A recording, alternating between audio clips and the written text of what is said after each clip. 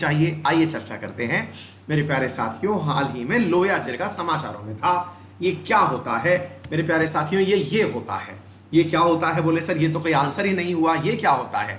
हमने कहा फोटो देखो, यही लोया जिरगा है।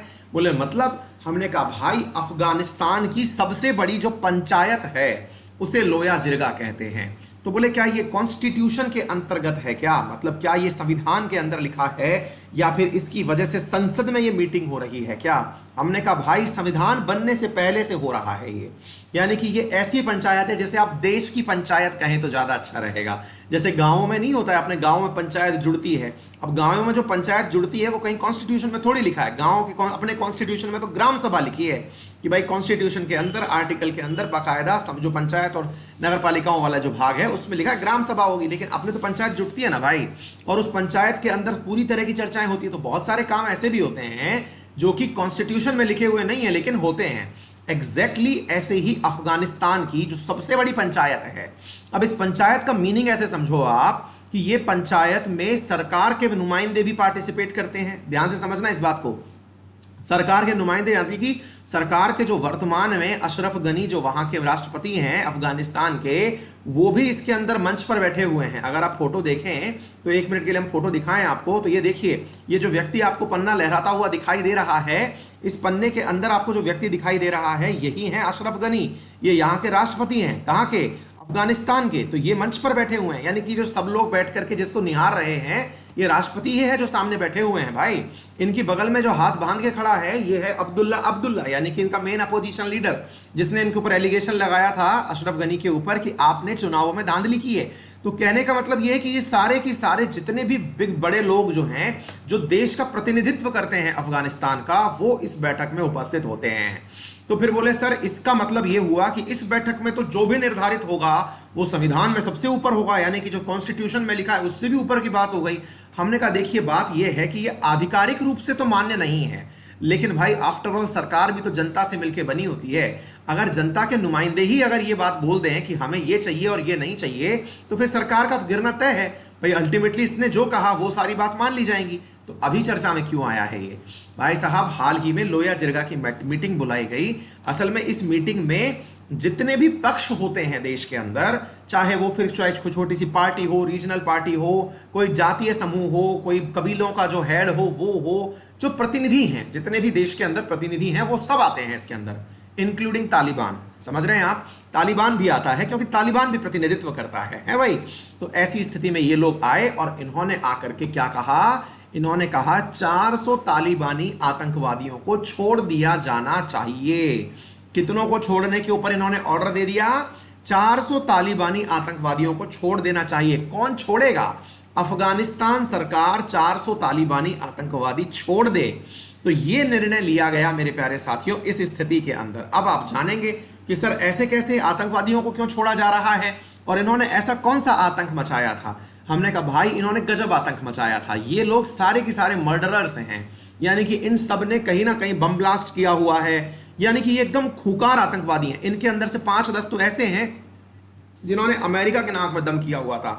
मतलब 5-10 ग्रुप्स हैं, यूं समझिए आप, ऐसे हैं जो अमेरिका का जहां पर मतलब इनकी एम्बेसडर्स होटल्स वगैरह होती थी वहां बम फोड़ना, विदेशी नागरिकों को पकड़ना, उनका कत्लेआम करना, इनमें से कई आतंकवादी ऐसे हैं। लेकिन लोया जिरगा के अंदर ये बात निकाली गई कि साहब यहां पर इन्हें छोड़ दिया जाए। अच्छा, अब आप समझेंगे कि सर फिर तो ये गलत बात हो गई एक तरीके से, यानी कि किसी को अगर छोड़ा जा रहा है आतंकवादी को तो ये तो बहुत गलत बात है। उन्होंने कहा गलत और सही का निर्धारण यहां से नहीं होता, थोड़ा इतिहास जानते हैं और फिर बात करते हैं तालिबानी आतंकवादियों को क्यों छोड़ा जा रहा है। हालांकि अगर आप अंकित परिवार के पुराने सदस्य हैं तो आपको तो सिलसिलेवार सारी घटनाएं पता हैं, लेकिन फिर भी अगर आपको नहीं पता है तो चलिए मैं आपको एक एक करके सारा इतिहास बताता हूं। अब आप आराम से बैठिए, एकदम पेटी पैक हो जाइए, कमर लगा लीजिए और मस्ती से सुनिए कि क्या कहानी है। पूरा सिंक्रोनाइज तरीके से सुनते चलिए कि क्या हुआ, कब हुआ, कैसे हुआ। मेरे प्यारे साथियों, बात है वर्ष 2001 की, महीना था सितंबर का और तारीख थी 11। मेरे प्यारे साथियों, सितंबर 2011 में अमेरिका के ऊपर सितम ढहाने चला आया ओसामा बिन लादेन के द्वारा पाला हुआ अल-कायदा। मेरे प्यारे साथियों, इसे हम 9/11 के नाम से जानते हैं, जिस समय पर अमेरिका के वर्ल्ड ट्रेड सेंटर पर ओसामा बिन लादेन के द्वारा प्रतिनिधित्व जिस आतंकवादी संगठन का प्रतिनिधित्व किया जा रहा था, जिसका नाम अलकायदा था, वो अलकायदा यहाँ के वर्ल्ड ट्रेड सेंटर पर हमला करता है, अपने द्वारा हवाई जहाज के माध्यम से अटैक करता है। और मेरे प्यारे साथियों, इस अटैक के माध्यम से लगभग 3000 अमेरिकी नागरिकों की जान चली जाती है। जब ये जान चली गई तो इसकी जिम्मेदारी बाकायदा अलकायदा ने ली, और ये जो अलकायदा था ये असल में ओसामा बिन लादेन का ही ग्रुप था। मेरे प्यारे साथियों, ये आतंकवादी संगठन जिसने इसकी जानकारी या जिम्मेदारी ली, ये आतंकवादी संगठन उस समय अफगानिस्तान में छिपकर बैठा हुआ था। यानी कि अफगानिस्तान के अंदर यह आतंकवादी संगठन था, और उस समय अफगानिस्तान में, अब यहां पर पॉइंट टू बी नोटेड वाली बात है कि इस समय अफगानिस्तान में तालिबान का शासन था। दोबारा सुनिए मेरे प्यारे साथियों, किसका शासन था? तालिबान का शासन था। अच्छा सर तालिबान का शासन जो है, इसको क्यों इस तरह से कंडेम किया जाता है, क्यों बेकार माना जाता है? मैंने कहा भाई ये लोग शरीयत से चलते हैं। शरीयत से बोले सर इसमें क्या गुनाह होता है, क्या होता है, गलत क्या होता है? हमने कहा ये लोग बहुत ज्यादा रेडिकल लोग होते हैं, या फिर ये कहा जाए कि ये धर्म के नाम पर कुछ काम कराने वाले लोग होते हैं। कहने का अर्थ हुआ कि तालिबान के अधीन, जैसे कि बच्चियों की जो शिक्षा है वो गुनाह है, तालिबान के हिसाब से बालिका शिक्षा गुनाह है, मॉडर्नाइजेशन गुनाह है, ऐसी चीजों को ये लोग बुरी तरह से नहीं मानते। और इनका कहना होता है कि हम जिस प्रकार से एक्सट्रीमिस्ट प्रकार से देश चलाएंगे, देश वैसे ही चलना चाहिए। अच्छी बात है सर। अब क्या होता है कि ये जो तालिबान है मेरे प्यारे साथियों, इसने अमेरिका से कहा कि हम ओसामा बिन लादेन का आपको प्रत्यर्पण नहीं करेंगे। अमेरिका ने इनसे कहा कि भाई देखिए आपके पास अलकायदा है, अलकायदा का ओसामा आपके पास छिप के बैठा हुआ है। तालिबान ने कहा कि नहीं, हमारे पास नहीं है और हम उसका सरेंडर आपको नहीं करेंगे। अमेरिका का क्या था साहब? अमेरिका बुलाया अपने साथ में, क्योंकि अमेरिका पर हमला, नाटो पर हमला, क्योंकि आपको मालूम होना चाहिए नाटो सदस्य जो होते हैं, नॉर्थ अटलांटिक ट्रीटी ऑर्गेनाइजेशन के जो देश हैं, उनकी तो कंडीशन ही ये होती है क्या कि भाई हम में से किसी एक पर हमला किया तो हम सब साथ मिल जाएंगे और जाकर हमला करेंगे। अमेरिका चल पड़ा साहब अफगानिस्तान, और अफगानिस्तान में उसने धुआंधार बम बरसाए और पूरे अफगानिस्तान में तालिबान का नेस्तनाबूद कर दिया, सारा सफाया कर दिया। और अमेरिकी सेना ने अफगानिस्तान पर कब्जा स्थापित करके और वहां पर डेमोक्रेसी की स्थापना कर दी। डेमोक्रेसी बोले तो वहां पर इलेक्शन करवा दिए और तालिबान हटा करके बैड तालिबान जो है उसको हटा दिया गया। अब बैड तालिबान क्यों बोल रहा हूं? क्योंकि अमेरिका ने अभी खुद ने ही एक गुड तालिबान भी बनाया है, आइए अब बताते हैं अभी उसके बारे में। तो फाइनली ये सारा काम हुआ, लेकिन पता चला कि जनाब कि ये जो तालिबान है असल में इसके पास अलकायदा का जो वो था, ये ओसामा बिन लादेन था, ये तो कहीं और जाके छिप गया था। और कहां चला गया था? अपने टॉमी के पास में। टॉमी बोले तो अपने पाकिस्तान के पास चला गया था। तो वहां जाकर के मेरे प्यारे साथियों एटबाबाद के अंदर वो छिपा बैठा था। अमेरिका की सेना आती है, वहां से खुफिया तरीके से उसे उठाती है, मार के समुद्र में फेंक देती है। ये पूरा गेम ओवर हो गया। लेकिन मेरे प्यारे साथियों हुआ ये कि तालिबान जिसको हटाने का अमेरिका ने इतना प्रयास किया, वो तालिबान हट नहीं पाया। रीजन क्या था? अमेरिका की एक पॉलिसी में मिस्टेक था। क्या मिस्टेक था? एक तरफ तो वो अफगानिस्तान पर बम बरसा रहे थे, दूसरी तरफ क्या था कि वो पाकिस्तान की मदद ले रहे थे। देखिए पाकिस्तान और अफगानिस्तान दोनों बॉर्डर शेयर करते हैं, दोनों के बीच में डूरंड रेखा है। इन दोनों के बीच में क्या है कि जो कम्युनिटी या कबीले लोग जो हैं, जो तालिबान के अंदर भी काम करते हैं, वो असल में तालिबान एक संगठन है बेसिकली। तो वहां पर जो कबीले काम कर रहे हैं तालिबान में, वो पाकिस्तान में भी रहते हैं। पाकिस्तान और तालिबान जो हैं वो आपस में बॉर्डर शेयर करते हैं। अमेरिका की दिक्कत यह थी कि एक तरफ वो अफगानिस्तान में तालिबानियों को मारता था, दूसरी तरफ पाकिस्तान से समर्थन लेता था। क्यों भाई, ऐसी क्या बात थी? क्योंकि अमेरिका को अफगानिस्तान में शांति स्थापित करने के लिए पाकिस्तान का उसके साथ होना जरूरी था। रीजन, क्योंकि पाकिस्तान उसको एयरबेस प्रोवाइड करता था, पाकिस्तान उसकी सेनाओं को अपने यहां कभी भी आने जाने की इजाजत देता था। तो क्या हुआ कि अमेरिका बहुत बड़ा बड़ा अमाउंट पाकिस्तान को केवल इस काम को करने के लिए देता रहा। पाकिस्तान यहां पर डबल क्रॉस खेलता रहा। उसने क्या किया कि जब तालिबानियों पर गोली बरसती तो वो बॉर्डर में से निकल करके इधर छुपने आ जाते। कहां पे? पाकिस्तान। और भाई पाकिस्तान में तो बम बरसाएगा नहीं अमेरिका। तो हुआ ये कि तालिबान को कभी खत्म ही नहीं किया जा सका, क्योंकि जब भी उनके ऊपर प्रेशर बनता वो लोग सुरख करके कहां चले आते? पाकिस्तान चले आते। और खूब अमेरिका दबाव देता, पाकिस्तान से कहता कि भैया तुम इन्हें हटाओ, यहां से निकालो। लेकिन पाकिस्तान कहता साहब ये तो हमारे ही नागरिक हैं। और वास्तविकता भी है कि भाई तालिबानी लोग तो पनपे हुए तो पाकिस्तान में भी हैं। ये चीज जो है ये पूरी तरह मामला फैल गया। मामला फैल गया तो भाई साहब अब समय आता है डोनाल्ड ट्रंप का। डोनाल्ड ट्रंप सरकार में 2016 में आए, 2017 में आके कस्में खाए। क्या कस्में खाए? कि हम यहां पर 5000 सेना और बढ़ा रहे हैं और ऑपरेशन क्लीन आउट चला देंगे। मतलब एक तरीके से इसको पूरा की पूरा हमारे सेना को फ्री हैंड देते हैं और ये पूरी सेना जो है नेस्तनाबूद कर देगी। वर्ष 2017 की बात है, आज से 3 साल पहले की। अब भाई साहब 3 साल के लिए इन्होंने, मतलब 2017 में ये घोषणा करी, अमेरिका से चल करके बहुत सारे सैनिक कहां आ गए? अफगानिस्तान आ गए और तालिबानियों को मारना पीटना शुरू कर दिया, भगाना शुरू कर दिया। लेकिन जैसा मैंने आपसे अभी कहा, सब सड़क के कहां चल दिए? पाकिस्तान। तो ऐसी स्थिति में अफगानिस्तान में से तो सफाया हो गया, लेकिन तालिबानी जो लोग हैं वो कहां घुस गए? अब पाकिस्तान में घुस गए। अब पाकिस्तान पर हमला कैसे करे? ये जो आज के समय में आप बदलता हुआ रवैया देख रहे हो ना अमेरिका का, क्या कि उसने पाकिस्तान के साथ दोस्ताना व्यवहार कम कर दिया है, वो इसीलिए किया है क्योंकि पाकिस्तान ने असल में हमेशा डबल गेम खेला। क्या किया कि एक तरफ तालिबान को भी समर्थन देता रहा ताकि अपने पड़ोसी के साथ भी व्यवहार खराब ना हो, और उधर से विदेशी सहायता लेता रहा। तो ऐसी स्थिति में कभी तालिबान खत्म हुआ ही नहीं। तालिबान खत्म नहीं हुआ। अब साहब डोनाल्ड ट्रंप के ऊपर प्रेशर बढ़ने लगा कि भैया एक तो बात यह है कि तुमने पूरी तरह से पैसा खत्म कर दिया है। पैसा खत्म कर दिया है बोले तो तुमने अमेरिका के साथ में जितना भी विदेश में पैसा तुमको लगाना था वो खत्म कर दिया, लोग घर से बाहर भेज दिया, हमको नहीं चाहिए। लोगों ने कहा सैनिक वापस बुलाओ क्योंकि हमारे तो घर परिवार चलते हैं सैनिकों से। तुमने इतना अच्छा कंडीशन में आदमी हमने रखा था, तुम उसको उठा करके अफगानिस्तान डाल दियो, ना खाने का सुख ना पीने का सुख। भैया ना, अब अपन को ना चाहिए। लोगों ने मांग कर ली कि भैया वापस बुलाओ हमारी सेना। अब ऐसी स्थिति में क्या होता है साहब कि ये अफगानिस्तान से सेना की वापसी का अब पाकिस्तान, ये अमेरिका में डोनाल्ड ट्रंप वादा कर चुके होते हैं कि चिंता मत करो, मैं वापस बुलाता हूं। बोले ठीक है सर, बुलाइए, हमको तुरंत चाहिए। तो 2018 में डोनाल्ड ट्रंप को यह समझ में आया कि भैया ये बीमारी नासूर है और इसका इलाज तब तक नहीं है जब तक पाकिस्तान का इलाज ना हो। ऐसी स्थिति में डोनाल्ड ट्रंप ने पॉलिसी बदली, पाकिस्तान के साथ भी संबंध विच्छेद किए और अब दूसरी तरफ तालिबान के साथ में उसने समझौता कर लिया। कैसे किया? तालिबान से कहा कि देखो बात ऐसी है कि तुम लोगों के साथ दिक्कत यह है कि तुमने अलकायदा का समर्थन किया था। भाई तुम हमसे पहले भी सरकार चला रहे थे, हमें उसमें कोई भी दिक्कत नहीं थी। भाई हमसे पहले भी तुम्हारे अफगानिस्तान में शासन चलता था, हमें उससे पहले कोई दिक्कत थी नहीं तुमसे हमने ये कहा था कि अलकायदा दे दो हमें, तुमने कहा नहीं देंगे। तुम केवल ये बोल दो आज भी कि हम आतंकवादियों को प्रमोट नहीं करेंगे, तो हम तुम्हारे तालिबान के ऊपर से सैंक्शन हटा लेंगे। देखिए एक तरीके से अगर इस बात को समझा जाए तो बात मैं इसको ऐसे कहना चाहूंगा कि 2001 से पहले भी अफगानिस्तान में तालिबान था और 1970 से है, मतलब 70 से लेकर 20-25 साल से 30 साल से तालिबान का शासन है और बाकायदा वहां के लोग इसके शासन के साथ में रहना कंफर्टेबल समझते हैं।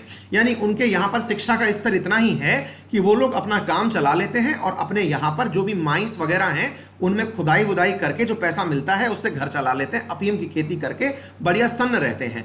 लेकिन अब उनको दिक्कत यह है, अमेरिका का कहना यह है कि तुम आज भी कह दो कि मैं अलकायदा से संबंध विच्छेद कर लूंगा या आतंकवादी संगठनों से संबंध विच्छेद कर लूंगा, बढ़िया से सरकार चलाओ, हमें क्या दिक्कत है। तो मेरे प्यारे साथियों, अमेरिका और तालिबान के बीच में लगभग 9 राउंड की बातें चली, यानी इनके बीच में कई राउंड तक बातें चलती रही। और जब 9 राउंड में बातें चली, 9 दौर हुए इनकी बातचीत के, और जब 9 दौर 2018 से लेकर के चलने हुए, 19 में चले, 20 में आते आते दोहा के अंदर फरवरी 2020 में कतर की राजधानी जो दोहा है वहां पर बहुत सारे देशों ने मिलकर के, जिसमें भारत ने भी अपना प्रतिनिधि भेजा था, है ना, इसी प्रकार से पाकिस्तान, चाइना, जो भी बहुत सारे स्टेक होल्डर्स हैं अफगानिस्तान में, वो सब इकट्ठे हुए और तालिबान के साथ अमेरिका के समझौते के ऊपर साइन किया, जिसमें यह कहा गया, क्या कहा गया, अब ध्यान से सुनिएगा। एक प्रकार से आपको यह लगेगा कि यह डील फेयर थी या अनफेयर थी, यह हम डिसाइड कर लेंगे, लेकिन एक बार के रूप में इसको समझने का प्रयास करते हैं। इस डील के अंदर बहुत सारी बातें कही गई। जैसा पहला कहा गया कि अमेरिका यहां से 135 दिनों के अंदर अंदर, कितने दिनों के अंदर, 135 डेज में, ओनली इन 135 डेज 8600 सैनिक हटा लेगा और बाकी जो अगले दिन हैं उनमें 14 महीने के अंदर अंदर पूरी अमेरिकी सेना को यहां से हटा लेगा। यानी फरवरी 2020 से अगले 14 महीने के अंदर अंदर पूरी अमेरिकी सेना और जितनी भी गठबंधन सरकारें हैं उनकी सेना को यहां से हटा लेगा।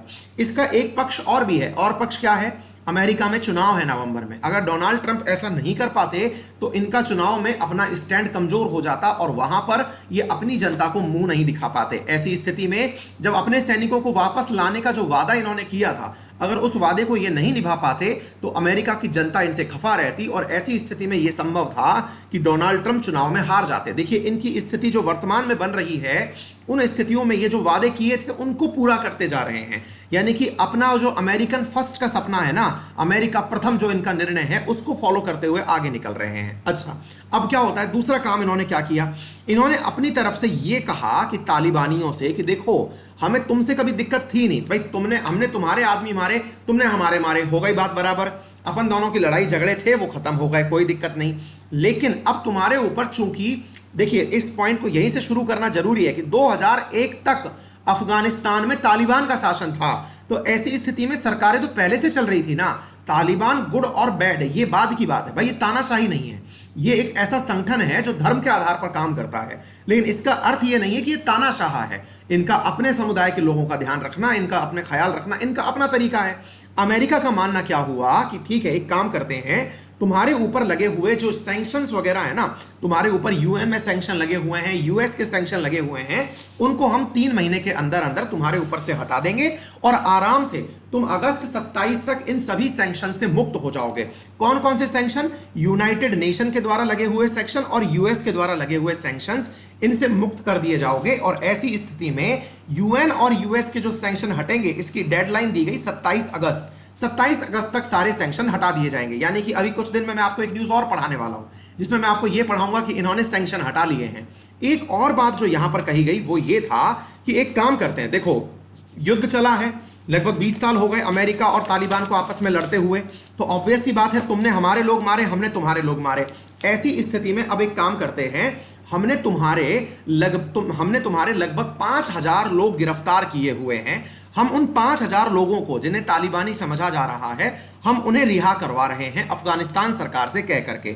और तुम लोग जो हो, इनमें से 1000 लोग जो तुम्हारे पास में बंदी बने हुए हैं, मतलब अब देखिए 2 बातें थी यहां पर कि 5000 लोग जो हैं यहां पर ये छोड़ेंगे और तालिबान जो है वो 1000 लोगों को छोड़ेगा। तो बोले तुमने जो हमारे लोग बंदी बना रखे हैं, या अफगानिस्तान के सेना के जो लोग बंदी बना रखे हैं, ये तुम छोड़ दो, 5000 अफगानिस्तान सेना अपने पास से अधिकार छोड़ देगी। डन हो गया।